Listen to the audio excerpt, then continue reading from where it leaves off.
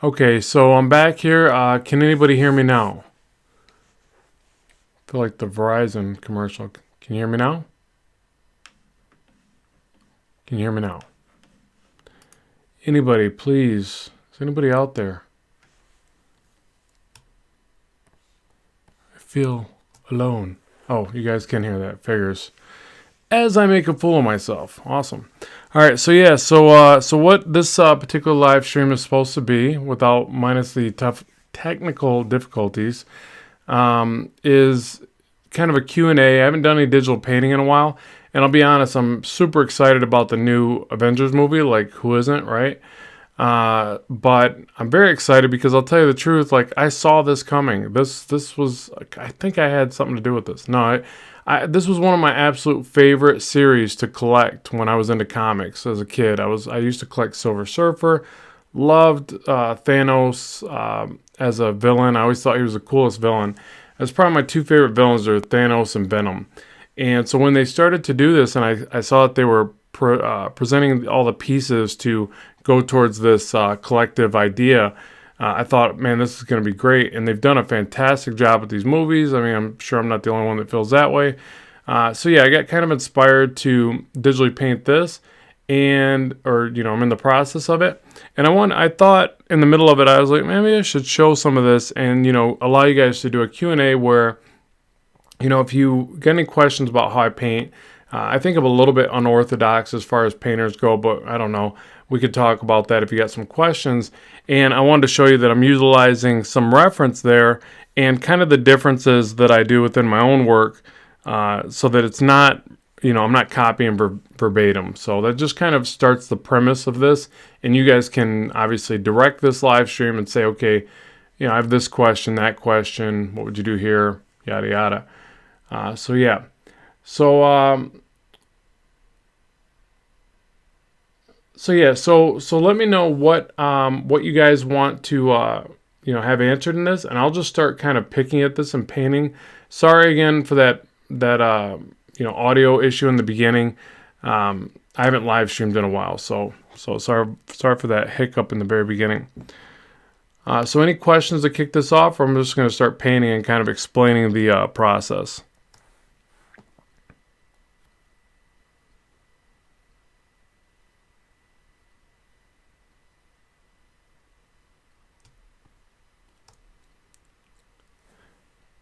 Okay, so as I work on the gauntlet here, you can see I separate this by kind of layers and pieces. And what I do is I start to just kind of scratch in some details here. A little bit of texture. And I'm not really too particular on what brush I'm using. I do have a set of, series of brushes that I do use. But I kind of just, scribble it in. And then I do a lot of blending back. So I'll like texture some stuff in there and smooth it back. And I try to randomize the way that I blend or paint in so that I get these little bits of, just a little bit of texture so it's not too overly smooth. If not, I would just painting it in with a soft brush the entire time. Yusef says, what program is this? This is actually Manga Studio 5 Clip Studio Paint. Probably one of my favorites, if not the favorite, for digitally painting in. And I do a lot of my comic book production in this as well. Jeremy's asking, when will this stream be available to rewatch? I think it goes live as soon as I'm done, but don't quote me on that. But shortly after. So as soon as this is done, I'll make sure it's available, directly afterwards. So within, an hour or whatever it takes to. I think it has to process and then it uploads.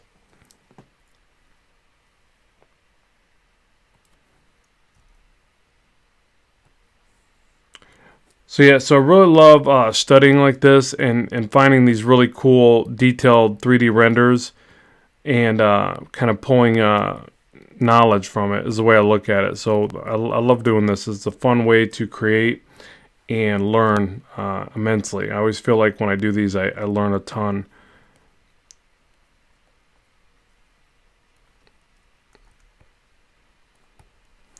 And let's grab one of my favorite brushes here is the Smooth Painter. And I don't know if you guys have heard me talk about this one, but this is one of my absolute favorites for painting because you can brush and paint with it and blend at the same time. So it's a very versatile brush. So if you put just the weight of your hand down, you can basically smooth out these bits of texture you add.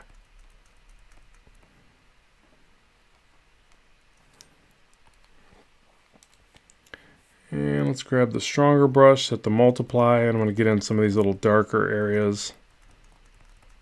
I'm kind of looking at right here, basically.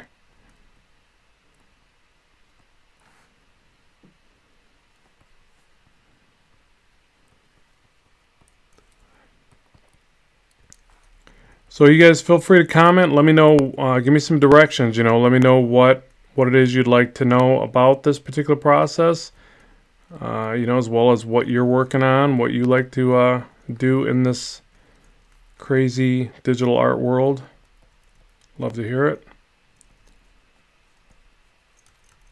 I feel guilty that I haven't done a live stream in so long.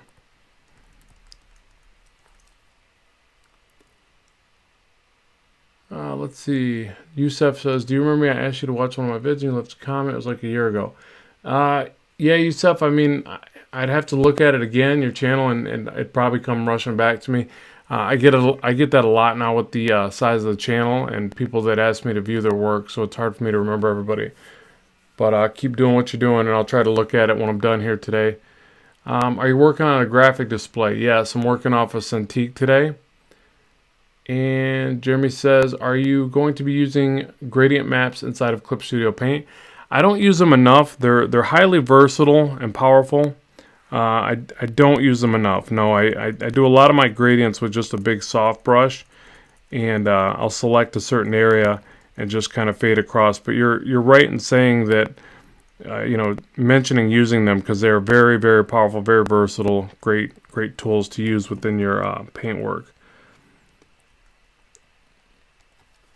I've been meaning to get back into doing some nice digital paintings. I was on kind of this mode where I was doing digital paintings probably as much, and for a little bit there, more than my comic drawing. But then what ends up happening, I start feeling guilty because my main passion for this stuff is drawing comics. So then I go back to that, and then I start feeling guilty I'm not painting, and I just kind of go back and forth. It's crazy. Bit of craziness in there. So yeah, this is Manga Studio Clip Studio Paint.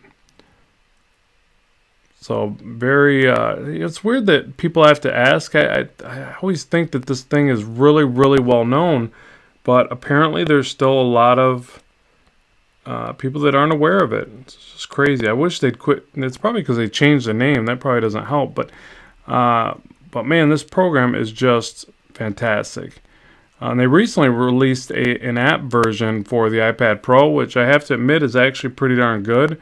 A lot of people aren't happy with the subscription model of it, but it's very versatile in being able to take your files, from this to an iPad Pro. I'm working on a desktop today, and jump right into an iPad Pro and keep working. It's pretty neat. So a lot of people, I think in the beginning, was saying things like that couldn't be done, that these programs were too taxing and that iPads couldn't run them. And I'll tell you, it runs flawless on my iPad Pro. I'm pretty impressed.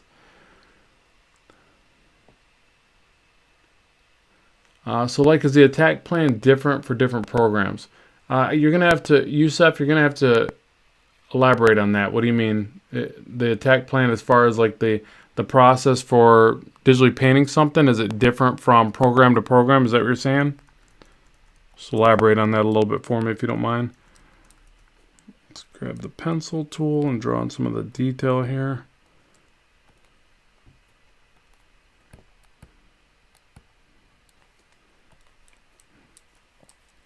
Yes, okay. So Yusef is asking, based on the different programs, is the approach different? I guess you could say in some regards it is based on the interface. Like, for instance, if you're using a lighter weight bare bones setup, like Sketchbook Pro is kind of like that, or Procreate's definitely like that, they tend to have a little bit lighter interface. So I guess you could say the approach is a bit different there, but realistically, it's all the same. So basically, what it's all boiling down to with this stuff is layers, like you got over here. Hopefully you can see my cursor real well. You got layers, you got blending modes here in Manga Studio, Clip Studio Paint. They're called combine modes. So it's the ability to change each layer to blend to layers beneath it. So by adjusting this, you're going to get different effects, and it affects everything in a down chain kind of way. You've got masks, which that's what these guys are right here, this little box with a circle. You've got brushes that have ability to edit, and sometimes blending modes and combine modes with the brushes. So ultimately, it's all kind of the same series of effects. Some, like Photoshop and a little bit in Clip Studio Paint, have more or less filters, and like things like editing your colors and things like that. You go to things like edit, tonal correction, and you can do a lot of color adjustments. Photoshop's going to be very heavy on that since it comes from an image editing standpoint, and other ones tend to lack in that area. So I think that ultimately they're all starting to mimic each other, and they all kind of mimic Photoshop. That's where it all kind of began, I think. I want to say that's one of the oldest art programs in a sense, maybe that and CorelDRAW or something. And they all kind of start to mimic one another now. So they really are all pretty much capable of doing any of them. You just have to figure out workarounds for some of them. So some have the tools right there in front of your face. Other ones you have to kind of figure out how to accomplish it based on a different set of tools. Things like that. Hopefully that answers your question. Let's see what else we got. Will you show us some of that flawless transition into the iPad Pro today at all? No, because I don't have that set up, and I wasn't really planning on doing that, but I just want to stick here and show some painting techniques. But I can do that for a later video if you need to. So you're wanting to know how to transfer files, it sounds like. Jeremy says, is this for a client? Nope, just fan art fun, just having a good time with it.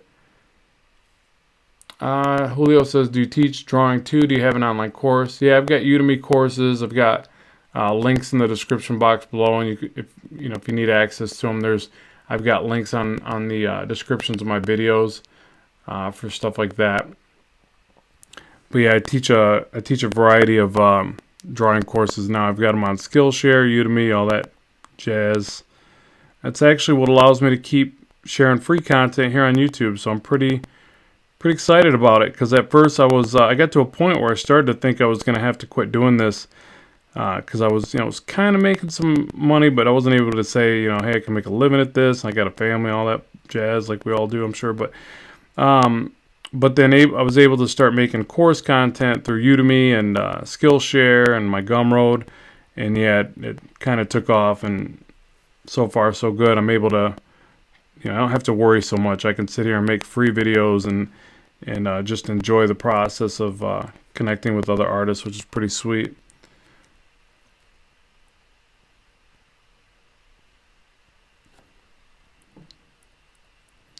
Yeah, so one thing I did want to mention in this one, don't underestimate the pencil tool. I don't know if I mentioned that yet, but this is just a basic pencil tool in this software. Actually, this is one I created. It was a custom brush, but if you see, it's really just a textured pencil brush. Nothing too amazing.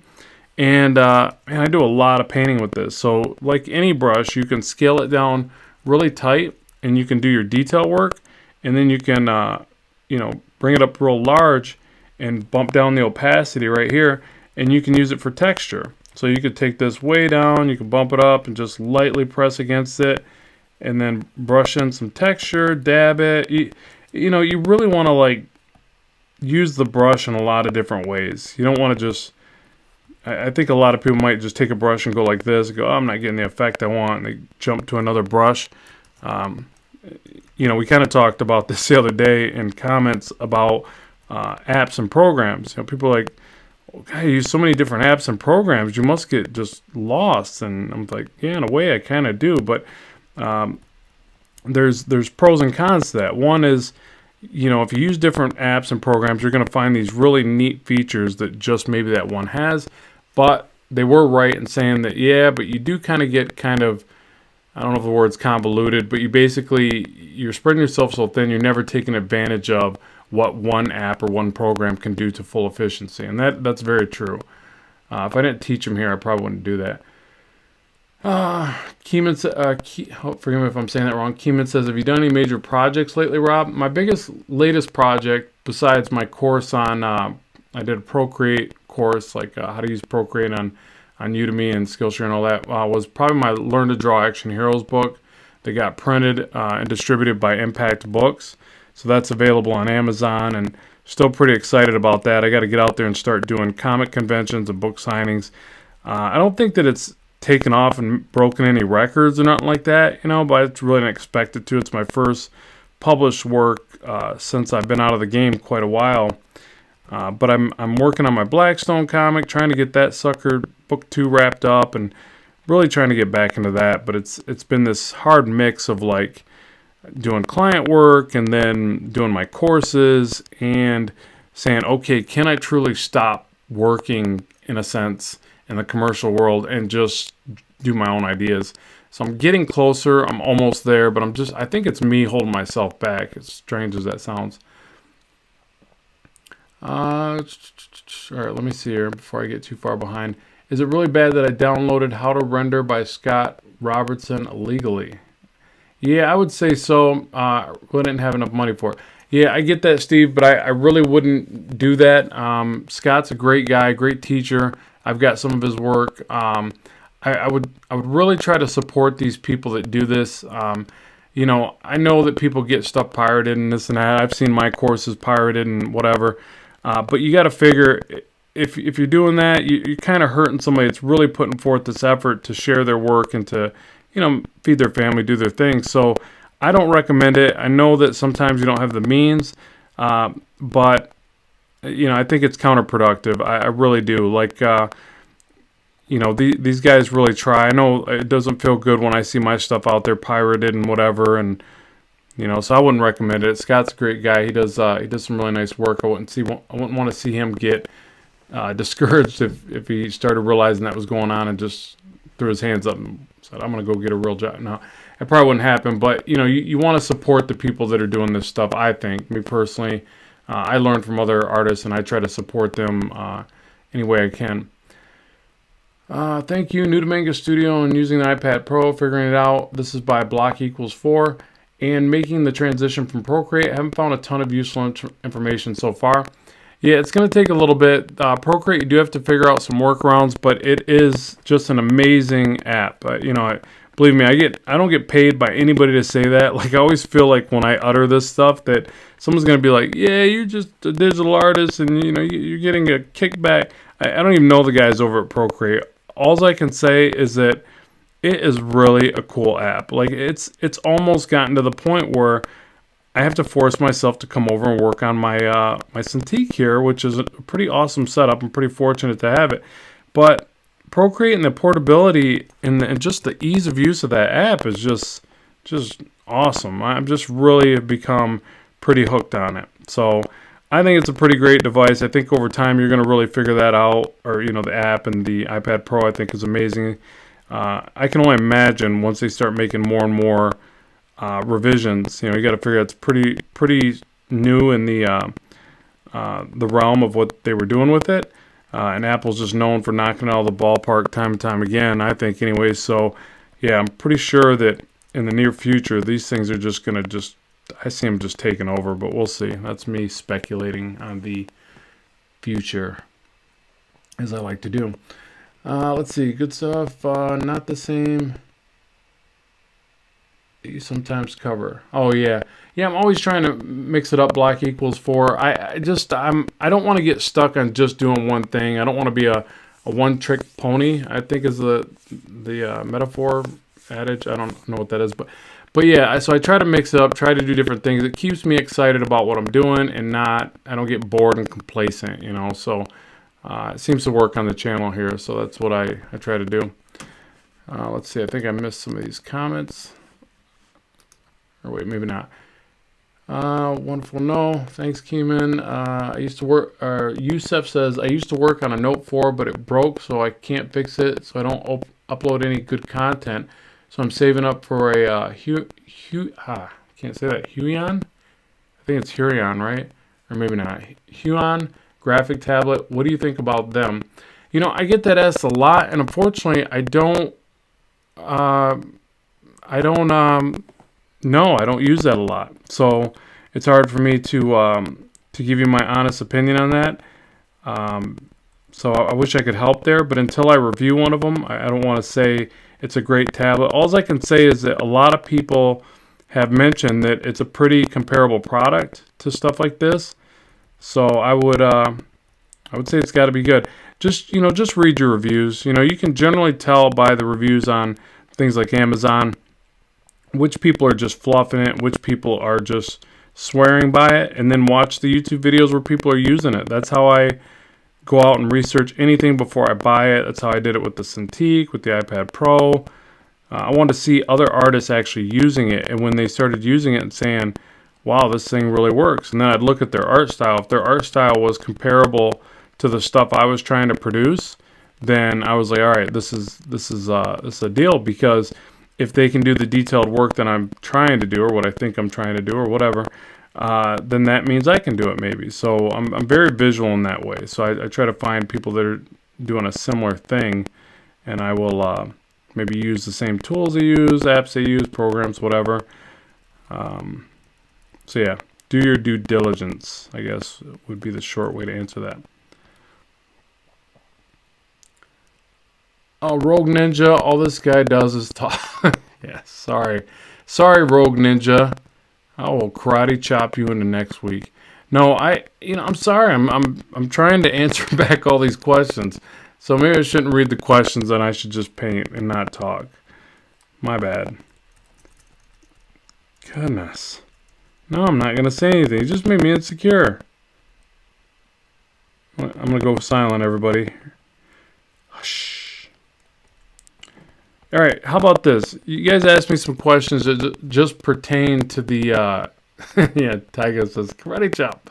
I say that to my kid. He loves it. He's like 4, and I'll be like, I will karate chop you into next week. And, we start karate chopping each other, It's pretty fun. But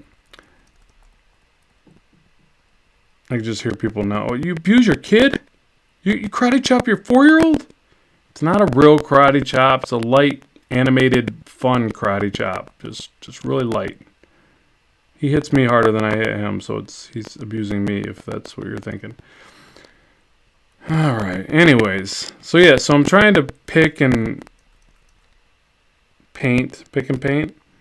This is how I do it. I just keep noodling around until I get something that looks somewhat accurate, maybe.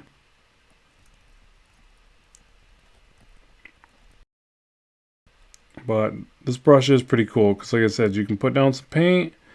You can get a hard edge on the one side. You can soft blend the other side. So it seems to be there's a lot you can do with that, I think. And then, as I get into texture, it'll start to be a little bit more impressive, or as I work into the details. But I pretty much just work from big to small is the way I look at it. Like I'm just picking apart these little things and then working into the detail. Because I didn't realize how detailed that gauntlet was when I started this. I'm like, oh man, this is actually going to be kind of difficult. But that's when you learn. So that's what I'm all about. No, don't talk. I know it. I don't know what I was thinking. This is why I don't live stream. People tell me to shut up. My next is going to be like, your voice is annoying. Why are you doing this? Why do you have a YouTube channel? I don't know. Because other people did it, and I thought, it'd be cool because they did it. No, I love YouTube. I love the power of the YouTube. Just being able to share stuff so readily on all these different topics, man. It's like, I don't mean to sound all motivational speaker on everybody, but I constantly tell people, like, this is like a movement. This is life-changing, world-changing, because it is. You could just share so much, and people can connect in a way that they weren't doing before. It was like you had to sift through, books. You had to read books. I mean, how scary that is, having to read a book. But yeah, just the ability to share this stuff, and for visual learners like me, I was so just impressed with the concept of YouTube and video. Just thought it was like just the most amazing thing ever. I mean, I find myself watching videos on things that I don't even need to learn, but I'm like, wow, I can learn this because it's there. I'm going to learn how to make a really cool piece of origami, and I don't know why. It's there, so I can YouTube it, I can watch it, and next thing you know, bam, I'm making origami, and that's cool. That's life changing. All right. Anyways, I'm rambling, of course. That was another comment I got. Somebody's like, "Man, you ramble a lot." Yeah. It's kind of hard when you just got this record button going and you're doodling and you got to think of stuff to say. I could just shut up, but then I'd probably just stay silent. And back to the questions. Okay.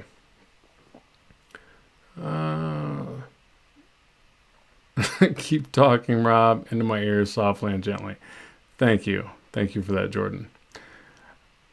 I could try to talk like a radio announcer. So today we're going to be doodling here, making some digital paint work on Thanos, the Mad Titan. Stick with me, folks. Let's see. Hey, we're up to 33 watchers. That's pretty neat. Is that good? It's not good, is it? All right, people always find something to gripe about, even when you're perfect. I'm just glad to watch you live. Thanks. Yeah, thanks, Puff Pren. That's awesome of you to say. Yeah, we're all gonna find faults, and somebody at one point or another. None of us are perfect. Totally agree. It's just like, whatever. I realize that doing this stuff, you have to develop a tough skin. I would have quit a long time ago. I think I got like over 400 or 500 videos now, live streams, videos, whatever. And if I listened to all the negative, I would have probably hung my hat up a while ago. Let's see. Miss Shari, forgive me if I'm slaughtering that, says, glad you're doing a live stream. Thanks for all your vids, Mr. Marzullo. Oh, you don't got to put the Mr. in there, but I appreciate it. Yeah, I love doing it. I love making videos. It's very interesting to me. And once I was able to start like actually making a living at this, I was just so, I'll tell you, I feel blessed. I feel very honored that I'm able to do this because, I had the real job. I had a business, and I had a lot of overhead and a lot of stress. And I'm not saying I don't have any stress now. Stress just goes with lots of things, like just having to pay bills and stay afloat or whatever. But it's a lot more interesting and exciting to do what I do now, and I do it out of a home studio. So it's flipping amazing. Would I love to be drawing and painting for Marvel or DC or whatever, of course, that'd be awesome. But is this a pretty good racket at the current juncture of my life? Damn straight. I mean, I think it's pretty cool, so I'm very honored to be able to do this. I'm very honored when I get comments from you guys that are like, you really helped me figure this out. You helped me get better with my art. Believe me, I have people in my life that they're probably so sick of hearing me tell them, I got this comment and this person was, I really was able to help this person. And they were so impressed with the work, and they were able to get, further down the road with their own abilities. They're probably like, just shut up, dude. Okay, we get it. You draw pictures. People see it. They comment. But I don't know. It's something about it is really neat to me. I think it's really, really awesome. So yeah, I thank you guys for being, supportive with the channel and everything. Because I couldn't do it without you. This channel wouldn't progress if people didn't watch it and share the content and all that stuff. So thank you very much.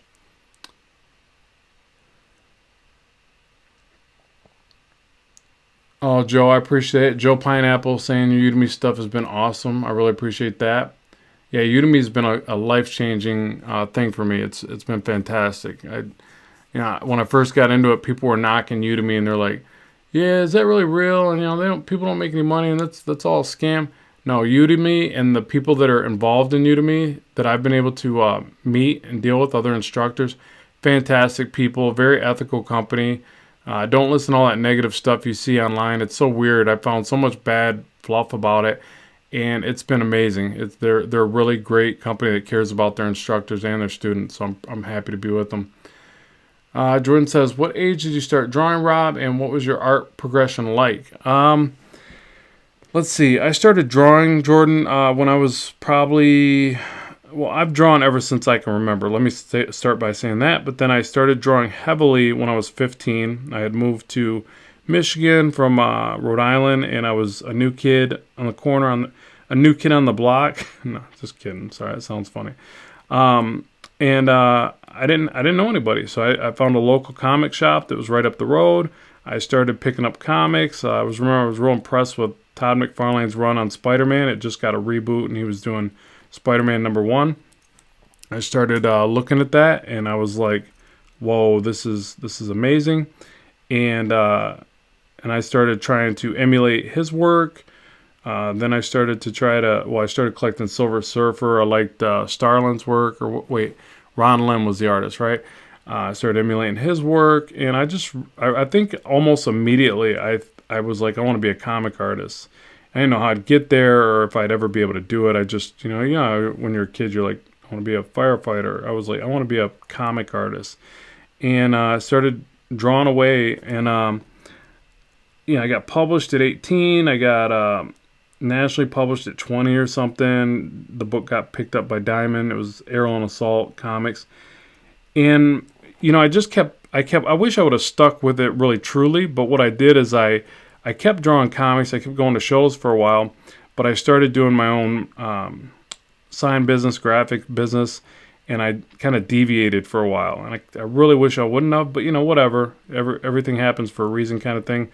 But I think I would have got a lot further with the whole comics thing. I did get disillusioned because once I started getting published, I wasn't making any real coin, and I was kind of worried about that. I remember thinking like, man, am I picking the wrong thing? And I grew up in a shop town, like Buick City, like Flint. If you guys are familiar with where Flint is or whatever. But so everybody's like, the motif around here is like, or was kind of, it's kind of changed a lot over the years. But it was like, get a shop job, make great money and health insurance and all that, but do the blue collar thing, And so every time I would kind of express my thoughts about being an artist, or comic artist especially, people would they'd really look at me and go, "Oh, kid, you're making a bad move. Don't do that. You can draw okay and everything, but there's just no money in that." And I really started to buy into that, which I wish I wouldn't have. It's like looking back, I'm like, God, why did I believe that? But I didn't know. I didn't know what to compare it to. It's like that's just kind of the way it was, and I didn't see myself being able to go to some fancy art college and all this and that. So, but then after I did the business thing for a while, and I was always drawing at my shop because my shop wasn't a graphics kind of thing. I started to get back into comics. Say, what, I got to go for it. And with seeing the way that digital art was progressing, and YouTube and things like this. Forgive me if this is too long-winded of an explanation of what you're looking for, Jordan. But you're in Michigan too? Oh, that's awesome. Go Michiganders. But yeah, it's like, in hindsight, I wish I would have just stuck with it. So I always tell people now, don't listen to people that tell you you can't make a living at it, you can't do it. Like I said, I let some of that get into my head, and I shouldn't have.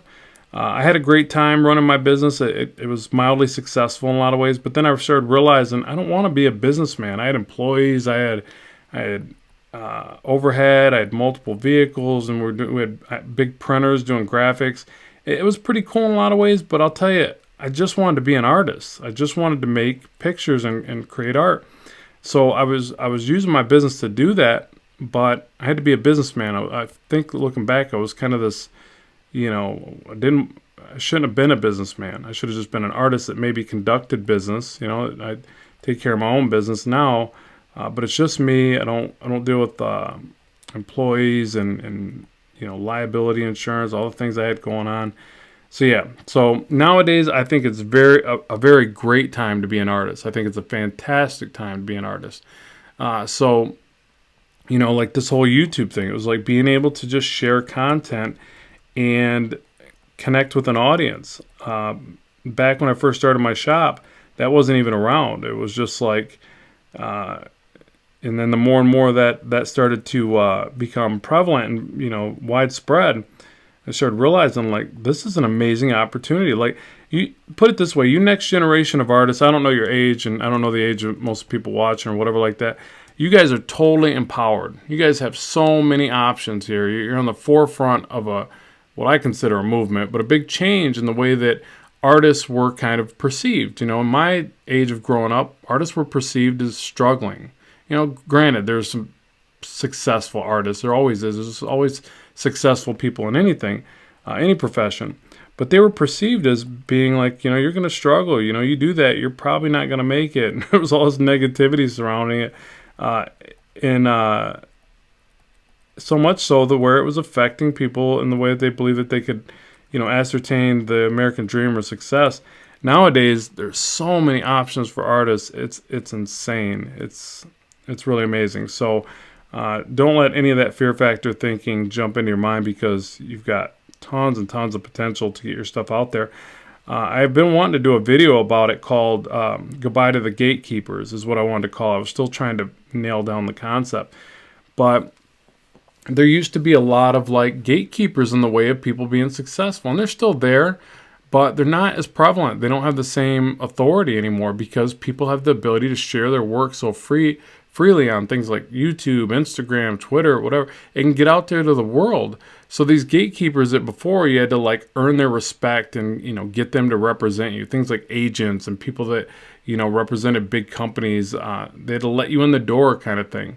And I always thought that was strange. Like you had to really prove yourself. And, you know, it was like you're like waving, like you're on this island with this SOS sign. You're like waving, I'm over here, look at my stuff. And if they don't see you, you're just kind of left in the dust. And I always thought that was disenchanting or just a bit, you know, strange almost. I just never really agreed with that. But nowadays, it's not nearly that bad. It's like you can build your own audience, and then those people come knocking at your door because they can see that you put in all the legwork. You built an audience. You proved your content or whatever it is was great.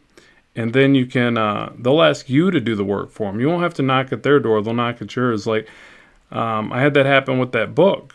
I didn't approach that book company for the Learn to Draw Action Heroes. They just contacted me, and it's because they saw what I was doing here on YouTube, and they saw that I already had an audience. So they said, hey, would you like to do a book? I'm like, well, sure. Let's do this. And it was kind of as simple as that. So the neat thing now is you can develop your own art style, your own following, do all that, prove your worth by, you know, getting the stuff out there, and you'll be amazed. People will find you and they'll offer you jobs and things like that. So, all right, that was probably a bit long-winded, right? Okay, let's see what else. I probably missed a bunch of comments here. You were published at 18. I'm 18, still trying to do something. Well, you know, put it this way though. I got real aggressive early, you know, and then I started posting my work everywhere. So like the first thing I did was I posted my work in comic stores. Okay, and I don't even know how many do this anymore, but I would still start doing this. And I was lucky enough to meet people in local comic stores that were like, yeah, pin your work up here, and they were like, hey, this guy's looking for an artist. And I also wasn't afraid to work for a pretty low page rate. Now, don't get me wrong. I always tell people don't work for an extremely low page rate. Don't work for free. Don't work for credits. Just you know, value yourself and what you're doing. But you know, get the work printed. Get something out there. And if you're not going to work for somebody else, just do your own thing. Actually, that's really where I recommend you start. Like I keep telling people that, like, don't wait for somebody else. Just print your own stuff. Just get out there and do it. There's so many ways now to make your own product. Make your stuff. Get it done. And here's the other thing. Don't try to put out a perfect book. Don't try to make it all polished and pretty. Here's what happens. You get better through each new piece that you create. You're going to learn more in that process than you can possibly imagine, especially as it pertains to sequential storytelling. Sequential storytelling, you have to draw stories. You can't draw pinups. I'm going to look silly because here I am doing a pinup and a pinup with reference at that. But You got to tell stories. You got to draw out stories. The only way you're going to get better at that is to draw these books. Don't worry about what the first book looks like. Get to that fifth book. And again, here I am. I'm going to sound silly because I'm working on book 2 of Blackstone, but I juggle these other things to make my living. But if I had to just sit there and do only my comic, and I could just justify my income that way, I would. I would just pump out the work. You don't worry so much about the singular panel. Unless it's a really important panel, maybe make it look really great because it's an impact panel to the storytelling. But take solace in the concept that you're going to get better page after page. You're going to see a noticeable improvement in your work. So just make those pages, make those improvements throughout that process. And you're going to look back at your first couple books and go, oh my God, what was I thinking? This is horrible stuff. I got boxes and boxes of sketches that I do that too. I look back and I'm like, I hope nobody sees these things. They're crazy looking. But you get so much better through the process. And as it pertains to comics, you really just have to make comics. You gotta, and you can't wait, basically. Oh, thanks, WAF Rap, WAF Rap. He's saying I bought the book. I really appreciate that. Which method would you say is better, coloring in black and white first and then adding colors, or just coloring the line art and going straight to color? It's really just a difference there. This is by X Miltonus X Live. Whoa, it's a mouthful. They're both valid ways to do it. What I tend to find is if the artwork's more detailed, or in this case, like I'm working from reference, I like to study the gradations and the tones that way. And then I'll apply the color over top. I do find that when I paint over top, I have to apply a few more layers of color to get it right. That's probably just me and the way that I color, but if it's a more detailed piece, I do like to study the tonal value, the grayscale. So that's why you see me do that here. So I just took this one over here and I converted one to grayscale. That would be the color. Amazing freaking art piece, man. I'm so pumped for this movie. It's gonna be awesome.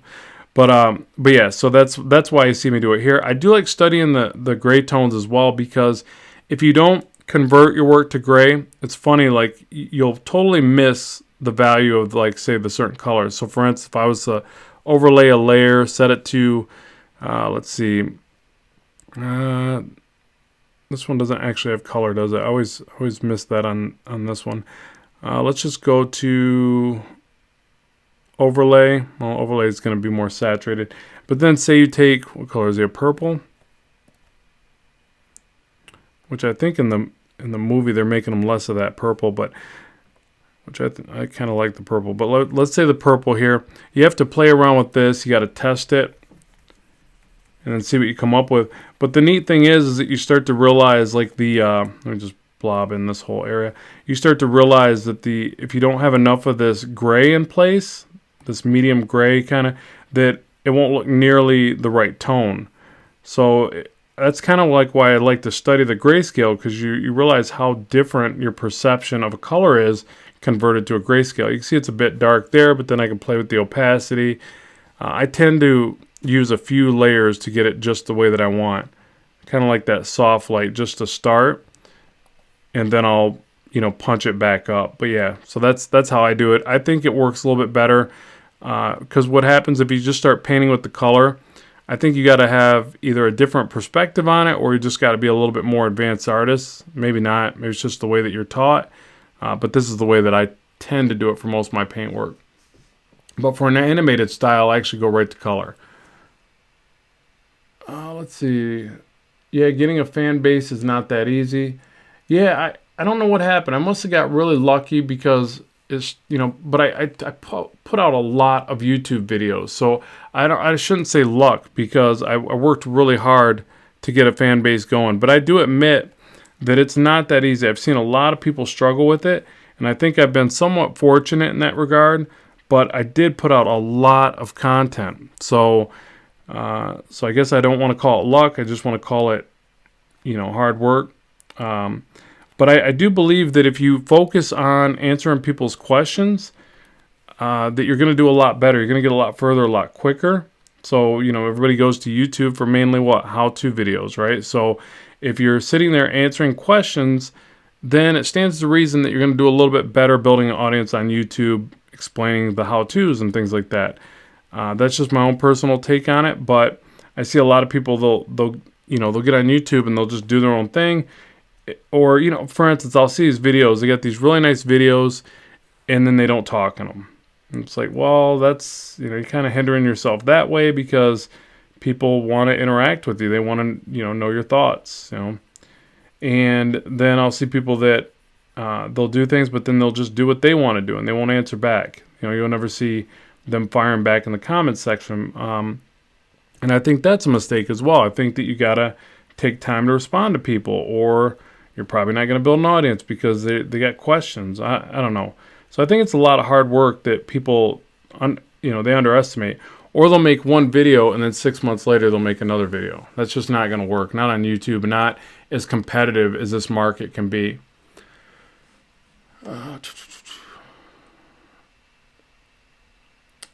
Let's see. Gershom123. Are you completely self-taught or did you study art at a university? If not, do you think there's a need to be classically trained? Yeah, good question. I'll be honest and tell you that I'm totally self-taught in the sense that even my art classes, they were somewhat basic. And then my college experience was very short and brief. I paid out of pocket, and they did the thing where they put you through all the preliminary or prerequisites, and I was paying out of pocket, and I was already working professionally, so it seemed counterproductive, or maybe I just made an excuse, I don't know, but I didn't really have the extra money to be throwing at it, so I got out. And nowadays, I would say, especially with course content, I hate to say this like I'm trying to pump my own content or something, because I'm really not. I'm being totally honest. But I think with course content and training, things like Skillshare and Udemy and YouTube and all this stuff, no, I think that you can do it on your own. I think especially in the art field where it's very much like, hey, check out how I'm doing this. Okay, you see I can do it. That means you can do it. I'm a firm believer in that. And then there's so much ability to connect with people and ask questions, and there's some really great people out there that will answer you back and that will try to cultivate your learning. So now, before I get too far into that, let me tell you that I'm not saying don't go to university. I would have loved to go to an art university. Loved it. I would have jumped all over it. The means weren't really there for me. I wasn't in the right state of mind. No, I just wasn't in the right financial situation to be able to do that. Art college was, at least when I was looking at them, they were expensive, and so I couldn't really do that. And I needed to hurry up and get to work and make a living, that kind of thing. But would I have loved to go? Oh, heck yeah. I mean, I'd be all over that. I'd do it to this day if I could, really. But is there a huge ability to get out there and ascertain the knowledge? I did a lot of mine out of books. There wasn't a whole lot of course content, or if any, back in the day. I remember the only thing I ever saw in video content was like the Gnome Workshop videos, which are amazing, by the way. Like David Finch has got some. You should check them out. And, so there wasn't a lot of that out there, though, at the time, at least that I was noticing. And so I had to do a lot of it out of books. And, yeah, you can definitely, get a lot better off what you can find out of books and what, But now with all the course content, Skillshare, and YouTube, it's like, man, I don't think there's anything out there you couldn't learn. Now, colleges will teach you other things, though, that you gotta really identify with yourself. If you're self-motivated, if you can conform to a schedule, if you're not going to get offended by people telling you your work sucks. There's all these things that people don't take into account when they go to become an artist. They just think, I love art and I'm going to make great art. Yeah, that's one part of it, but there is a lot of other things. Now, universities are going to help you identify with that, and they're going to teach you a lot of other things, like how to write letters without misspelling, or words. I guess letters if you're writing somebody a letter. So they're going to teach you all the other stuff, mathematics and things like that, whatever. But luckily I was pretty good at math. I suck at the other thing. I misspell all the time. But so yeah, if I had it to do over again, would I go to school? Heck yeah. Can you do it on your own? Heck yeah as well. So I guess that's my answer there.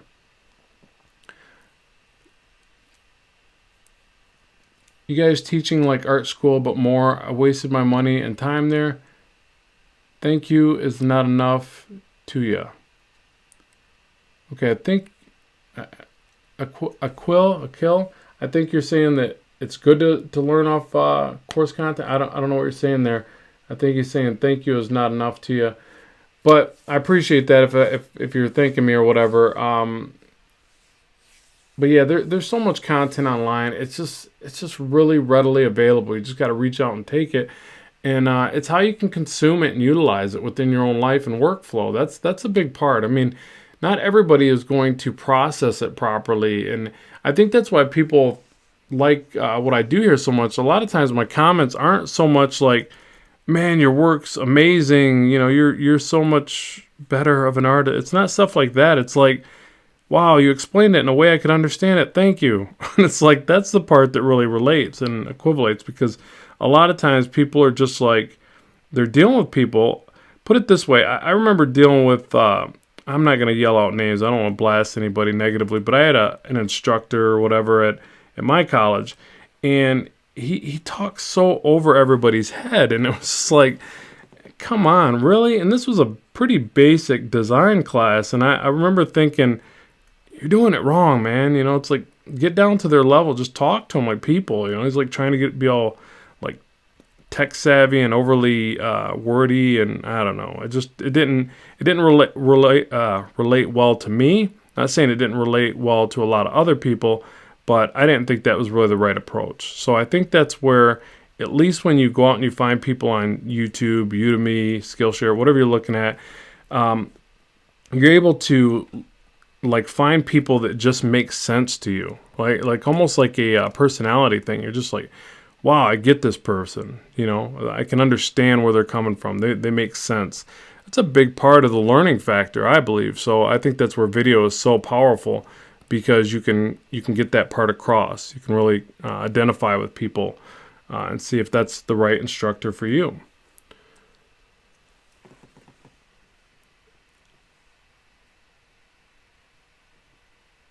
All right, let me see if I'm missing any of these. How long does it take you, or Miss Sherry says, how long does it take you to finalize a piece from start to finish, like the one you're working on right now?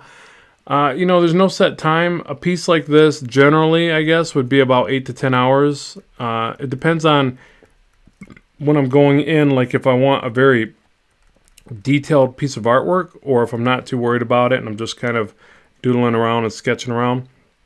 This one, I kind of had this idea that I wanted it to be pretty detailed. So I'm going to try to work in and get you can see like how loose this ear is, how, it doesn't even look like an ear, right?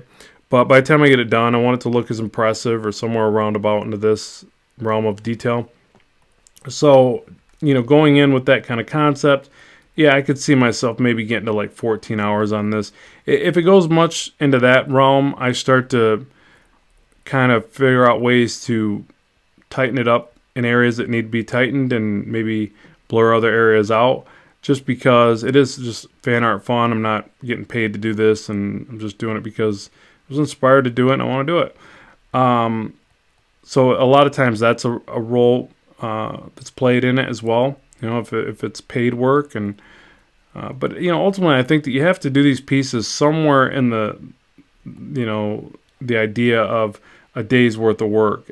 They don't have to be all in one day. Sometimes I'll bounce around from a couple different pieces, but you got to look at it realistically. If it takes you 2 weeks to make a piece, then it better be some pretty darn good money. And if it's just for fan art, then I guess you got to make sure your bills are paid so that you can take 2 weeks out to do some fan art. I don't know. So, but generally for me, it's 10 hours max, 12 hours max, somewhere in there. But I think I might take this one a bit further. See, I want this one to look pretty cool. I almost wanted to do all the characters around them, like a full movie poster, but it would take way longer. I'm still kind of deciding on what I want to do there, but I'll probably just do this and drop in the color and some cool power effects and call it good. Sean, looking good. Thank you. I appreciate that. Jordan, there are some people who can draw but have no ability to relay their knowledge, and then you got someone like Scott Robertson who explains things so good to me and makes so much sense. Yeah, very true. Scott Robertson does some amazing content. I agree. I watch his stuff, and guy is a technical expert, and says it in a very down to earth way. You can tell he's a very educated person, very knowledgeable, but he doesn't talk over your head. Great instructor, great content from Scott for sure. Scotty Richard Studio, Rob, I've been watching and listening to your videos for a few years. It's been great motivation for me for a while. While I work on my graphic novel. Thank you for this channel. Yeah, thank you, Scotty. I really appreciate that, man. I see commenting and watching the content. I really appreciate that. All the support helps me keep doing what I do here, and it's fantastic. I'm happy to see when people like yourself are like, they're producing your content too. You're like doing your own thing, making your books, and I'll get people that I think we're just kind of talking about it. People say, I don't know when I'll ever get a book out. I don't know when I'll do my thing. And then you see people like Scotty, who's actually, they're already publishing their work and they're already making their projects, and they're getting their work out there. And that's what you have to do. You just have to, really treat it like a job, treat it like you're doing it, and get it out there. And you'll be glad that you did. I'm sure Scotty is happy that he's dedicating to his art and creating comics. It's really rewarding. It's very, I don't know, it keeps you going, right? That's the way I feel. Even though my book comes out very slowly, and I probably shouldn't do so much fan art, but it's good for the channel and things like that. But yeah, I always feel so great when I finally get a book done. Even if it's a zine, even if it's just a few pages, it just feels very, very good. And it's we all need to do more of that. It's great to see all these comics that we loved growing up turning into these full-blown movies. Is just amazing. I would have never thought when I was back at 15, 16 years old getting into drawing comics that this character would be on the big screen as a full-blown movie. I just think that's so awesome. Yusuf says, so it's 2 a.m. I need to sleep. I gotta go to college in the morning. See you later. All right, Yusuf, thanks so much for chiming in, hanging out with us. We really appreciate that. Get some sleep and good luck in school there. Or college. Big college man. All right, any questions on this? I just looked. This thing is at an hour. That is nuts. Do you guys have any questions about the paint process? I feel like we've talked about a lot of things besides the painting, which I don't mind. Whatever your questions are, it's all good. Let's see. Jordan says, do you use 3D in any of your workflow, and do you plan to? Is it necessary for all of what you do? I use ZBrush, and I'm also an ex-Lightwave guy. I used to do 3D animation for TV spots, and I did some basic Lightwave construction, logo flying, things like that. But I do some 3D sculpting. I don't use it as much as I should. Like, I'm really going to start because, honestly, I've seen some... It's funny you mention that. I've seen some work lately where people that I didn't realize they were using 3D were actually doing their base model, like they would sculpt a head or have a base sculpt of a head like this. They would pose it and they would start to paint over top. And I was totally dumbfounded. I'm like, I didn't know they were doing that. No wonder their stuff looks really killer. Some artists do it, some do it sometimes and not others. I think that it's a good thing just because it helps you. I'll tell you, it's kind of like what I'm doing here. Even though I'm not using a 3D model to do this, I'm studying something that's clearly done from 3D for a movie, and probably reworked with painting. I don't know what the process was for this one, but since I'm able to look at it from a 3D sculpt, and 3D is so correct in the way that the lighting is, and the dynamics of it, it helps me to study. It helps me to look over my paint work, and as I recreate this, I learn from it. So I think that's also a great thing about doing a base sculpt, because you're going to paint over top of what the base corrections are there for you.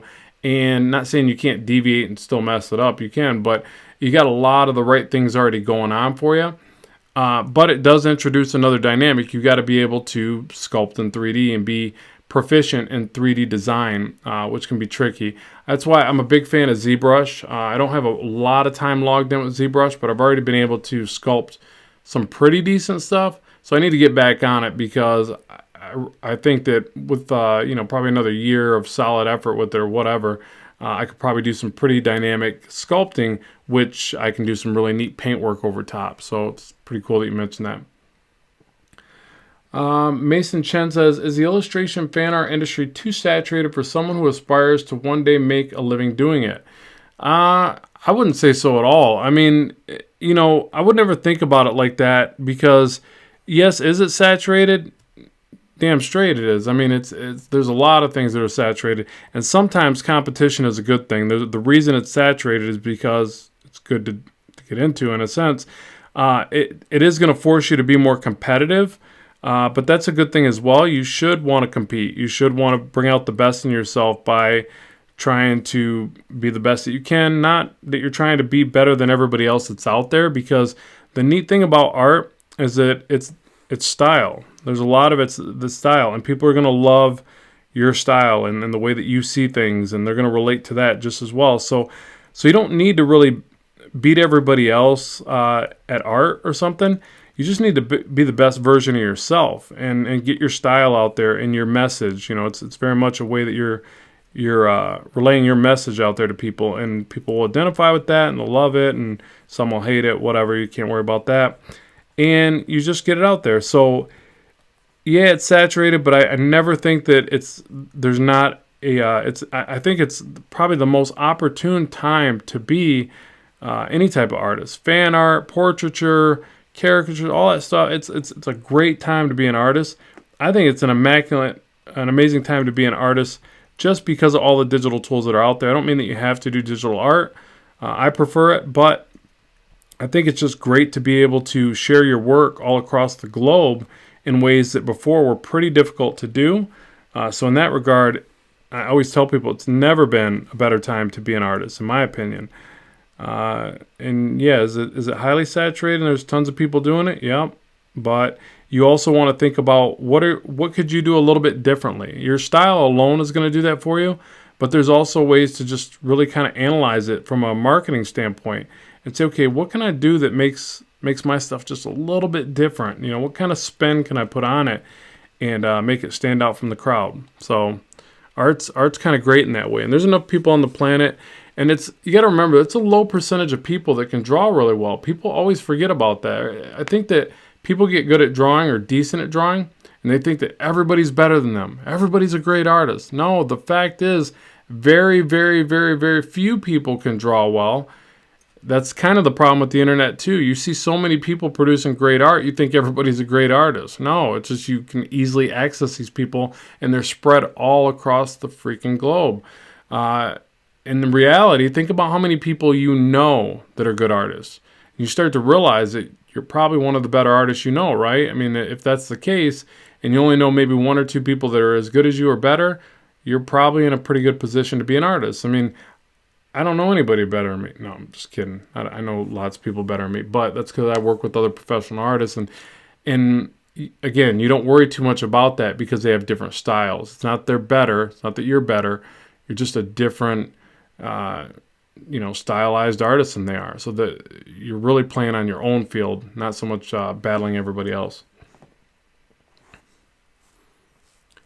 Yeah, thanks, Ryan. Yeah, you really don't need to be the best. Just be the best version of yourself. Like, what was it? That movie. There was a movie where a guy was taking a pill. I don't mean to deviate, but it made me think of that. And he's like, the pill just makes you be a best version of yourself. Bradley Cooper. Can anybody help me out here?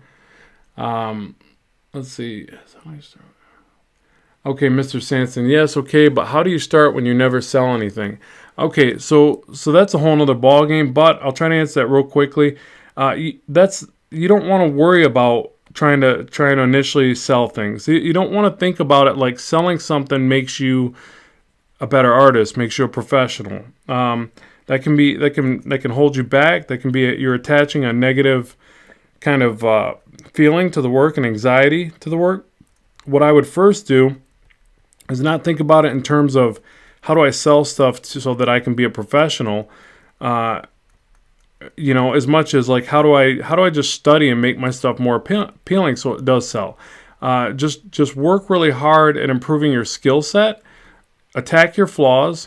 Find things that are not right about your art style and maybe holding it back, and improve upon them. I'm a big proponent of working on your weakest link. Like find the thing that you need to improve upon the most, and then go right at that. And then, maybe you just need to try something different. Let me put it like this. I first started with trying to sell my prints on DeviantArt, okay? If I was still doing that, I would have gave up a long time ago. I was selling nada. I think I made like 50 cents on Deviant, and I was putting up piece after piece. Now looking back, I realize how bad those pieces were and why they weren't selling. But still, it wasn't even that. I was barking up the wrong tree kind of thing. You should, if something's not working, think of it like Einstein. Doing the same thing over and over again and expecting different results is insanity. Or that was kind of his definition of insanity. If it's not working, you got to make you got to make a change, and not always a big change, just a small incremental change. Sometimes change it, try again, change it, try again. Sometimes change it, try 5 times. If you're hardworking and you think like that, you'll be amazed at how far that will get you. And people always overestimate what they can achieve in a year, and they underestimate what they can achieve in 10 years. I'm sorry to sound so cliche, but maybe it'll help. I hope it helps. So you got to realize that, if you're looking at like, last week I didn't sell anything, and this week I didn't sell anything. Make sure that you're not overanalyzing where you're at, and make changes. Don't keep trying the same thing. I was able to make a few changes, try, let's see, what was the first amount of success, I guess. I guess I started to experience some success here on YouTube. Then I started to experience some success on selling some videos through course content. Then I started to make some courses that did pretty well. And then I landed a book deal. It all kind of led to one thing led to another. To tell you the truth, I wasn't even looking for it. I was just changing different things, and I was putting things out there in a bunch of different ways. Like I said, I thought I was going to make print money off DeviantArt, and I was beating my head against the wall. It wasn't working. But then as I changed and I kept putting things out, Instagram, Twitter, trying different ways to showcase the work, doing fan art, doing my own how-tos, doing my own comic, I was able to find what worked and what didn't, and do a little bit more of what worked and a little bit less of what didn't. Some people probably say, well, you're conforming. Then you're not doing what you're not doing you or something. Like if I was just doing me, it would be the Blackstone comic. That's all I would probably do. But unfortunately, that wasn't selling. I wasn't selling a lot of books with that, so I had to deviate and start doing the courses. Now, hopefully, I can do well enough with the course content, and I'll go back to the Blackstone comic. That's my end game and my goal. But again, don't do the same thing over and over again. If it's not working, make incremental changes and keep trying to improve along the way. Don't give up. The other thing is this. Do a little bit every day. If you're not doing a little bit every day, a little to a lot every day, but making sure you do something every day. If you're not, Limitless. Thanks, you guys. Everybody chimed in. Limitless. That was it. Limitless. Great movie. I love the way they kept saying be the best version of yourself, or through that drug, which is a bad message, but just the part where it's be the best version of yourself. And then like what Blue 3 Devil says, 10,000 hours of practice will make you an expert. Totally agree with that as well. Only in the regard that you gotta really hit it hard. You can't just work at it for a year or two and think that you're gonna step in the ring with the big boys. I mean, these people that you see that are amazing are relentless. They're aggressive. They draw like machines, mainly just because they love it, but they're also hardworking. So you gotta come to the table with a lot. And if you're passionate about it and you keep doing it, I swear the only thing I could see the end result is success if you don't give up. But maybe I'm just a little bit too positive in that. I just feel like if you just don't give up, you're eventually going to succeed. Maybe that's a little bit naive way of thinking, but it's served me well anyways. But I am also very relentless, and I draw a lot. I'm sitting here drawing when I could be watching Netflix or something, right? I'm hanging out with you guys and drawing some pictures, and hopefully that's better than what I would get from just zoning out and vegging out on some Netflix. Anyways, yeah, but yeah, keep trying. Don't give up. Hopefully that helps. I think Mr. Shan's like, all right, I get it. Shut up. I got the message. Yeah, so yeah, it's an hour 17. I should probably cut it out. Any last questions?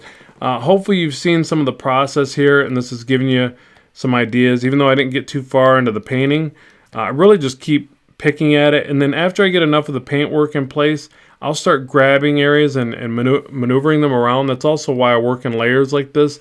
So if the fingers are off, I can grab it, distort it. Even with the paint work in place, you can see these gems are just really skewed. I'll have to keep picking at those and, keep nudging the lines around. But that's really it. I guess my plan is I just do whatever, and I don't really have a plan. That's my plan. Let's see. What do you think about pitching Blackstone to Alterna? Yeah, I don't know. I've never tried that. Mr. Sansa says, "LOL, that's not what I meant." Oh, all right, the get it part. I thought you meant with the question. Like, I just answered the wrong question. That big answer was the wrong question. I get what you're saying, though. You weren't trying to tell me, blow me off or whatever. Yeah, I don't know about pitching Blackstone to Alterna. That maybe Alterna's a comic publishing house. Maybe is that what you're saying? Or alternate comics? I don't know what Alterna is, but yeah, I probably should. I really probably should be pitching it, and I probably should be doing Kickstarters and all that. I need to get back on that. I really was in the hopes that I'd get all these courses out, all this content out, grow the YouTube channel, and then be able to sit back and just do my own comic on my own terms. Hopefully that'll happen. Yeah, thanks, Scotty. I appreciate that. So we'll see how it goes. I'm not giving up. I'll never give up. Like, the Blackstone comic will make it one day. And if nothing else, I'll just keep putting it out like I do out of pocket, and it's fun. It's a labor of passion anyways. I just enjoy it, and I've always had this character concept, and me and some buddies created them back when we were kids, and it's just something that I just want to see come to fruition. So it'll happen one way or another. Okay, yeah, so they do indie comics. Cool. And I even thought about making them more of a web comic and just releasing a panel a week or something, or a panel 2 a week through the YouTube channel. I really want to do one of those animated comics with After Effects where you animate it and, throw in some background music. I'm going to end up doing one of those. I'm actually trying to beef up my skills on After Effects now. Yeah, so hopefully you guys enjoyed this. I know it's a bit long-winded, and that's how these live streams get, but I think they're great because it's another way to connect, and I haven't done one in a while, so I started to feel guilty about that, and I was going to just sit here and work on this anyways, so I thought I could kind of, talk to you guys and show you some of the workflow.